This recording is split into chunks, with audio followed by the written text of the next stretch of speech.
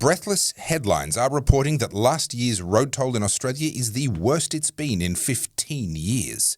Now, road safety experts have been lining up to tell the misinformation industrial complex, the mainstream media, about how this is proof that we're not doing enough. It's proof that we need to do even more of what's clearly not working. More speed limit reductions, even though we've done loads already and it's not working. More fines, more cameras, even though we have heaps and it's not working. More browbeating and finger wagging and tut-tutting, even though that's what brought us here. If there was a single issue in Australia that illustrates the idiocy of politicians and bureaucrats and how they love to double down on failure, well, the road toll would be that issue. But they don't plan on stopping anytime soon. They fully intend to double and even triple down on their failures, promising to halve the road toll, promising that if we just give them more power, more money, more surveillance, then they will someday, somehow, actually achieve a zero road toll. And it's a perfect plan for them, not because it'll work, but because it allows them to feather their nests, and it guarantees prosperous futures for all the bureaucrats with ever bigger government departments to run, with ever bigger budgets, where their own failures are simply proof that they need more. And this will go on until we make it stop, and I have the data that should convince you that it's time to make it stop now. My name's Topher Field. This is the Topher Project, and I help busy people like you to keep up with the world as it changes around you. Now, I am 100% viewer supported, and while I can run ads on videos like this one on YouTube, I also do a lot of stories and interviews that I can't run ads on YouTube, because if I did, I would get banned. So, if you appreciate what I'm doing with the Topher Project and you'd like to help me to keep it going, please buy me a coffee via the button at topherfield.net and take a look at my books, my DVDs, my hoodies, and more at goodpeoplebreakbadlaws.com. Now, I'm actually going to be giving you a bit of a sneak peek into my books in this video, because I'll be discussing issues like the perverse incentives of politics and things like that do come up a lot in my books as well. In the case of the road toll, the perverse incentive is the do something reflex, which combines with their own selfishness and opportunism. And thus we see politicians and bureaucrats using very virtuous sounding but impossible objectives, things like a zero road toll. And they're using these impossible objectives to basically blackmail us into giving them a blank check, ever more money, ever more power. And if you tell them that a zero road toll is absurd, it's impossible, and to achieve such a goal wouldn't actually be worth the cost because it would end up causing more deaths than it would save in lives, more on how that works in a minute, if you point that out, then you get howled down. You're heartless. Well then, they say, you tell me how many deaths a year are acceptable to you. These do-gooders demand that you put a number on how many people you think should die, highlighting their belief that only they have the moral position. Only zero deaths can be the moral position. But this is no different to the zero COVID deaths mob, who were perfectly willing for people to die from a multitude of other causes, as long as it wasn't from COVID. Need some examples? How about undiagnosed cancers because the screening sensors weren't operating? Not their problem. It's not a COVID death, so it doesn't count. Deaths due to depression and mental health? Not their fault. Deaths due to poverty from the lockdowns? Pictures or it didn't happen. And it's that last one, the deaths due to poverty, that we need to talk about in the context of the road toll. Simple question. Why do we drive at all? Why do we have cars and trucks and, for that matter, planes and ships? We would all be a lot safer without them, wouldn't we? Well, the thing is, we're a lot richer with them, both individually and as a country, as a civilization. From our perspective, well, cars seem a little bit ho-hum, mundane, because we grew up with them. And most of us are dreaming of the day when we can get one that's even better than the one that we already have. But viewed from the perspective of history, the humble automobile is tantamount to teleportation. The idea that you can now work a job that's 50 kilometers from your home just because you decide you want to, because they pay better, or you like that boss, or it's more like the kind of career that you want in the future, that freedom, the ability to even make that choice, well, that's absolutely mind-blowing to anyone born 200 years ago. The fact that you can just teleport there in half an hour for the cost of a few litres of petrol and some rubber, and then you can afford to leave your teleportation device outside in the rain while you're at work so that it's there to teleport you home afterwards. Like, stop and think about the wealth that is created every day because ordinary people like you and me have the freedom that comes with cars and realistically with teleporters, teleporting people and goods over vast distances at incredible efficiency and speed. Now, we can drop the road toll to zero instantly if we're willing to die from poverty instead. Just think about the wealth that is created thanks to cars and trucks. What if we took that away? This is the same thing that's true of net zero carbon dioxide emissions as well. We can get those emissions down to zero if we're all willing to die of poverty. Simple. A US study published in 2024 found that there is a 10-year difference in life expectancy between people in their lowest cohort in their study, people who are earning just $15,000 a year, and the highest cohort for their study, which was still only $50,000 per year.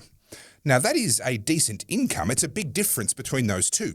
But $50,000 a year is hardly what you'd call rich. And yet it made a 10-year difference in their relative life expectancy. Getting rid of cars to achieve a zero road toll, it wouldn't just crush our wealth down to an equivalent of 15 grand US a year. It would make us far poorer than that. The difference in what you would get paid if you had to take a job within walking distance, let's say 3 kilometres, versus the jobs you have now within 50 kilometres, that difference isn't just a few bucks an hour. If you're restricted to jobs within walking distance and everyone is restricted similarly, wow, you pretty much have to take whatever you can get. Plus, businesses will suddenly lose all of their economies of scale because any sort of mass market business will fail instantly because the cost of getting their products out to the mass market will become prohibitive, uncompetitive with anything that is locally produced out in those marketplaces. So because the cost of transporting anything via horse and buggy is prohibitive, economies of scale are gone. So we'll go straight back to micro industries, which sounds nice, sounds romantic. Oh yes, more community. Yes, I like that. But look at the quality of life. Look at the life expectancy. The cost of everything in that scenario will skyrocket and your income will plummet. As a result of those two things, your wealth and your quality of life will go backwards by 100 years or more, and you can romanticize it all you want. But if you lived in that world for a couple of months, I promise you, you'd want to come back. And if you don't believe me, well, if you could go to anyone living 200 years ago and ask them if they would rather be alive today, where we have, penicillin and painkillers and telephones and cars and air conditioning, and they will all say yes. Your quality of life will go backwards by 100 years, and your life expectancy will go back by at least 10. And by the way, we actually wouldn't even have a zero road toll then either, because before cars, people still died on the roads.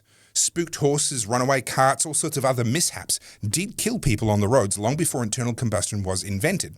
And whilst the pre-car data is pretty scarce, there is an argument to be made that modern road travel today is already safer than it was pre-car. Now, you may object to my line of reasoning by saying, well, no one's saying we should ban cars. That's disingenuous. That's a straw man argument.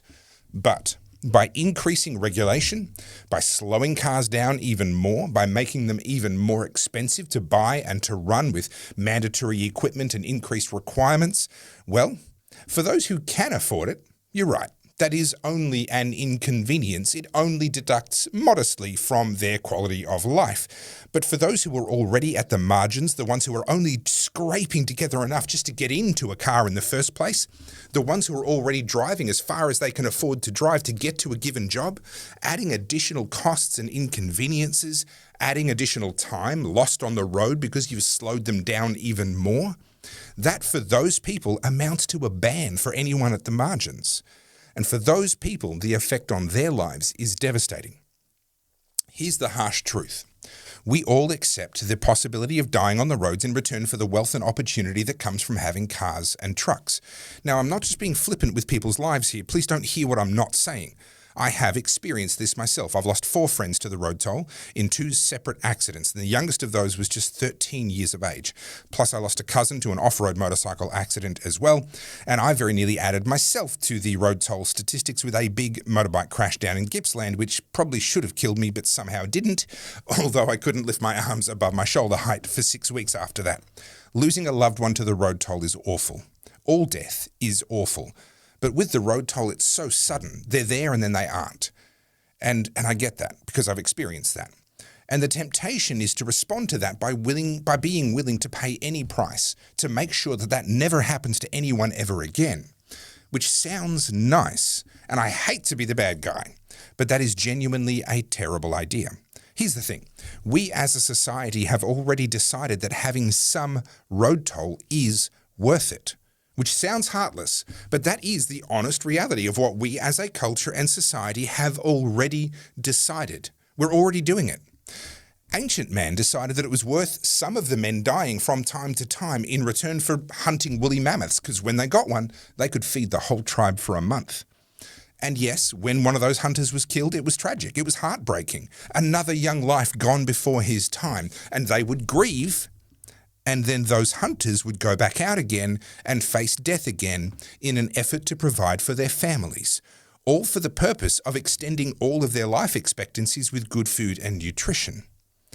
Just because these trade-offs are now encased in steel and glass and because we're surrounded by this veneer of civilization, that doesn't mean that those trade-offs have ceased to exist. We risk our lives every day in order to make our lives and the lives of our loved ones that little bit better. Every now and then, some of us don't make it home, and that's tragic, but it won't change no matter what the bureaucrats say or do. Which is not to say that nothing can be done or that we shouldn't do what we can do, but it is to say that what we are doing isn't working, and I have the data to prove it. There's a lot of different ways to measure the road toll, and each one is true in a sense and not true in another sense. For example, you can just look at the number of deaths each year on the road and whether that went up or whether that went down, but that doesn't account for changes in population. But then population isn't the same as the number of cars that are on the road. But then it's not so much the number of cars, it's more the hours and the kilometres that those cars travel that matters. But then also when it comes to safety, it's not just about the hours and the kilometres, it's also about the age of the cars and how crashworthy they are. And also it's about how car-worthy our roads are, and that changes over time, and the variables go on and on and on. So with all of that in mind, the least bad way to measure the road toll, in my opinion, is deaths per 10,000 registered cars. And the reason I think that this is the least bad measure is because the data is the smoothest out of all of the different options, and it shows you the trend that is exactly what you would expect it to be. Now, what would we expect the trend to be in the road toll?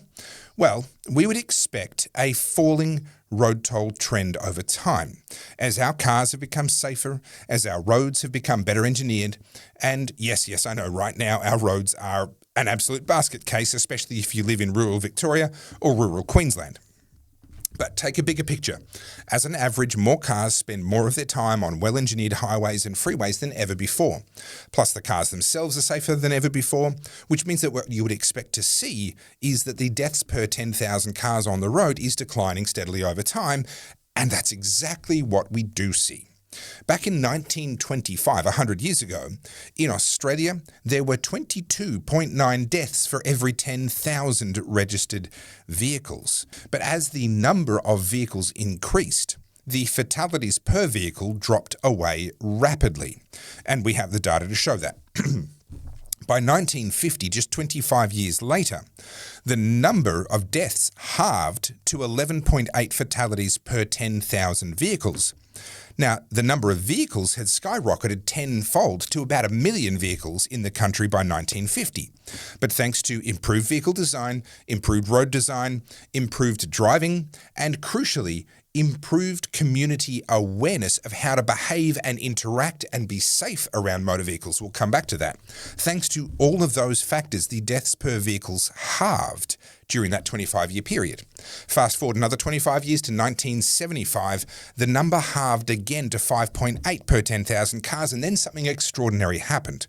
You see, seatbelts weren't common in cars until the late 1960s, and given that cars last a few years, it took until the mid-70s for them to be in the majority of cars in Australia.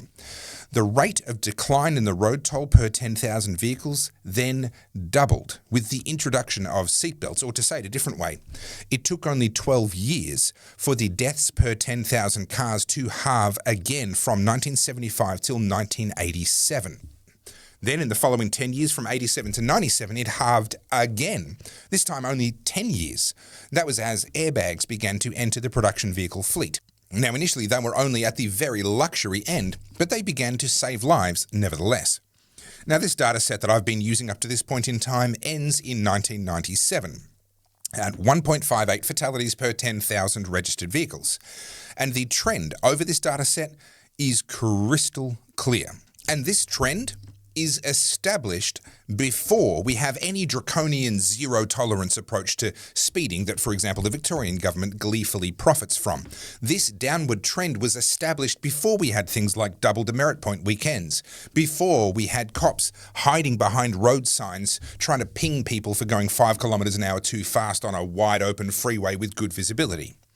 This trend was before all the road safety campaigns, which have become an excuse to monitor, cajole, punish, fine, and bully every road user for the actions of a reckless few, which are out there admittedly. Lives were being saved already back in the 1970s and 60s and 50s and 40s, not by finger-wagging bureaucrats and self-important boot shiners.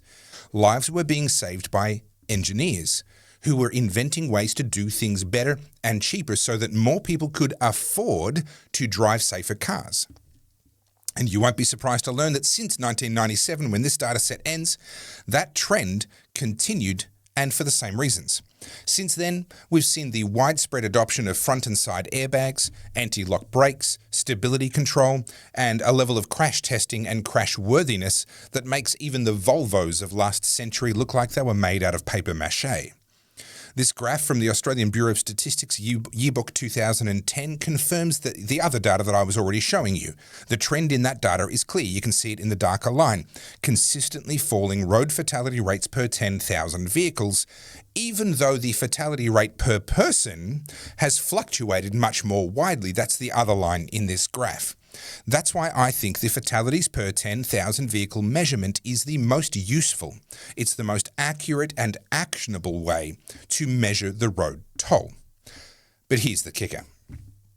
That measure, the fatalities per 10,000 vehicles, it bottomed out around 2018 to 2020, and it has since been climbing for 5 years. Not massively, it must be said, but enough to say that, well, the trend has well and truly reversed. The trend was falling for 95 years until 2020.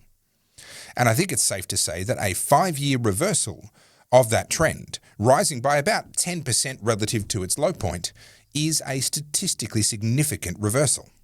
Now, the government, they are using this recent increase in the road toll, this recent 5-year reversal in that trend, as proof that they need to do more to save more lives. But they never saved any of those lives in the first place. It was the engineers, and specifically, it was the engineers making affordable safety devices, which we as a society and as a culture could afford to pay for in our cars and on our roads, because we were relatively wealthy. And we were relatively wealthy because we had cars to help us be more productive. That positive feedback loop is what was saving lives on the road. Making us poorer by slowing us down, reducing our productivity, or by creating additional artificial barriers and restrictions towards driving, which then create artificial barriers to wealth. All of that will only make us less able to afford life-saving tech in our cars, which engineers continue to develop to this day.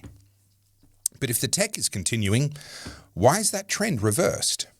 Well, interestingly, it's not really reversing for the people inside the cars. It's reversing mostly because cyclists and pedestrians are getting hit in larger numbers, which is weird because, well, we have more bike lanes than ever before and slower speed limits in urban areas than ever before. There has been a huge focus on pedestrian and cyclist safety and making the road environment safer for them.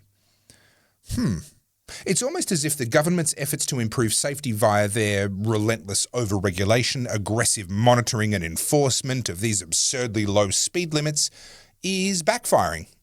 It's almost as if telling cyclists and pedestrians, don't worry, we are going to keep you safe. You don't need to be as vigilant or as aware of your surroundings. It's all good, we've got this. It's almost as if that's what's leading to them being less safe. In the latest data, we're being told that cyclist deaths are up by over 1/3 and pedestrian deaths are up by 15%. These people aren't being killed by the cars per se. They're being killed by the regulators who are telling them, you're safe now, you have a safe environment. Our government is trying to claim credit for the lives they didn't save in the cars and then blame the cars for the lives that are being lost outside the cars, lost because they gave cyclists and pedestrians a false sense of safety by slowing the cars down, and now cyclists and pedestrians are stepping out across the street without thinking. They're the ones being hit, hospitalised and killed. And now because of that, they are using those road fatalities as an excuse to give themselves what they wanted all along. More power, more budget, more petty rules and restrictions for the rest of us as they pursue their impossible and counterproductive goal of halving the road toll by 2030 and aiming for a zero road toll by 2050. That is their stated idea, not mine. It sounds nice, and people like me sound heartless when we point out that it is an impossible goal. People will still die on the road no matter what you do, and also, it's not worth the price. It will almost certainly cause unintended consequences that are at least as bad as what the benefits are if they continue pushing the way they are. Bureaucrats build entire careers out of chasing impossible zero-harm type targets. With the road toll having stopped falling and now started rising slightly in the last few years, they are continuing to build those careers at our expense. But only a wealthy population can afford safe cars. And safe roads, by the way. And if we're going to see the road toll start going down again, it won't be because we're being browbeaten by bureaucrats. It'll be because potholes get fixed so our roads are car-worthy again. It'll be because pedestrians and cyclists stop being told that it's safe. We've made it safer for you. So they start to maybe use their heads on something other than the bonnet of a car that they didn't look for. And it'll be because the cost of living crisis eases and people can once again afford to buy a better, newer, safer car than the one that they already own. Government can't solve our problems, but they can cost us a lot while they fail. Don't fall for their lies, and don't let them get away with claiming that they are the reason that the roads are so safe today, or that they are the solution to this very slight increase in the road toll that we have seen in the last few years. Travelling on the road this century is safer than it has been at any other point in history, and whilst I grieve with people who lose loved ones to the road toll, and whilst I support the engineers and the researchers who are working tirelessly to design better cars, to build better roads, and to develop better medical interventions to save lives after a crash, I am completely opposed to the government or to bureaucrats squeezing motorists even more in the name of zero road toll. My name is Topher Field, this is the Topher Project, and if you'd like to dive deeper into the perverse incentives of politics, including the do something reflex and much more, then you need to grab your copy of my two books, Good People Break Bad Laws. This looks in particular at civil disobedience, but also at government and how we got here. Then there's also Good Christians Break Bad Laws, which looks, yes, at the theology of civil disobedience, but also at the government's God complex. They think that they can save us in place of God. And of course, I'd love for you to grab a copy of my DVD, Battleground Melbourne, or some other merch while you're there. It's all at goodpeoplebreakbadlaws.com. And if you've already got all of that, then you can still support me by buying me a coffee via the button at topherfield.net. Thank you for watching to the end. Please like, comment, subscribe, and as always, stay free.